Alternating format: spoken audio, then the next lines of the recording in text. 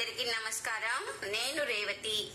గత కొంతకాలంగా మీ ముందుకు వస్తున్న నేను ఈ రోజు ఒక పెయింటింగ్ తో మీ ముందుకు వస్తున్నాను.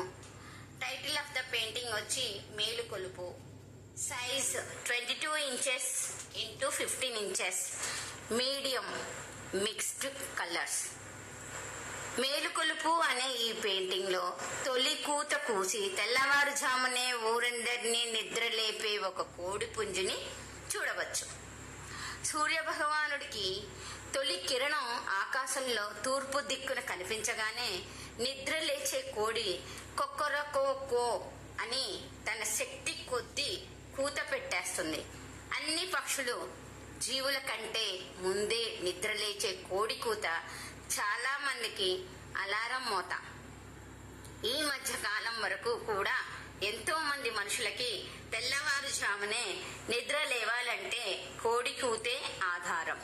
ముఖ్యంగా పల్లెటూళ్లలో తొలి కూత వినగానే నిద్ర లేచి పొలం పనులకు వెళ్లేవారు. అలారం గడియారాలు చాలా కొద్ది మంది దగ్గరే ఉండేవి. ఆ తర్వాత మొబైల్ ఫోన్లు విస్తృతంగా వాడకంలోకి వచ్చాక ఫోన్లో అలారం పెట్టుకుని నిద్ర లేవడం అలవాటైపోయింది.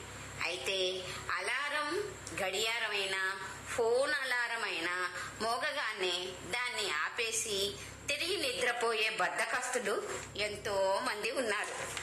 కానీ కోడి కూతను ఆపలేం కదా.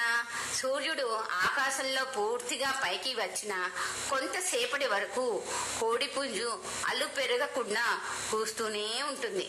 తప్పనిసరిగా నిద్ర లేవాల్సిందే. కోడి నిద్ర, కోడి కునుకు ఈ మాటలు మనందరికీ తెలిసినవే.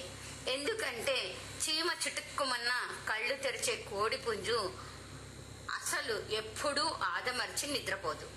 అందుకే గడియారం కన్నా మొబైల్ ఫోన్ కన్నా పెరట్లోనో వాకిట్లోనో తిరిగే కోడి పుంజు పెట్టే కూతపై ఎంతో మంది ఆధారపడతారు జనం. అదే అందరికీ మేలుకొలుపు.